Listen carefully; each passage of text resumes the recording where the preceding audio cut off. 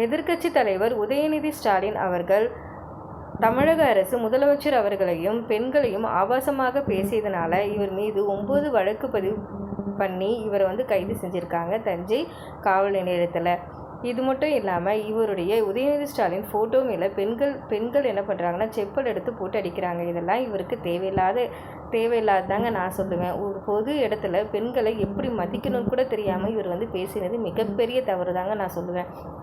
அது மட்டும் இல்லாமல் திமுக அரசு மு.க. ஸ்டாலின் அவர்கள் இதற்கு கண்டனமும் தெரிவிச்சிருக்காங்க. என்னென்னா உதயநிதி ஸ்டாலினை அவர் ஒரு எதிர்க்கட்சி தலைவராக மதிக்கணும் அப்படின்னும் இவர் தவறு செய்ததை சுட்டி காட்டி அதை பெருசாக்கி பண்ணக்கூடாது அப்படின்னும் தாவேகா அரசுக்கு சொல்லியிருக்காங்க. இது மட்டும் இல்லாமல் இவர் உதயநிதி ஸ்டாலின் அப்படி அவர் பேசக்கூடியவரும் கிடையாது. அப்படியே அவர் பேசினாலும் அவர் உடனே மன்னிப்பு கேட்கக்கூடிய ஒரு தன்மையுள்ளவர் தான் அப்படின்னும் சொல்லியிருக்காருங்க.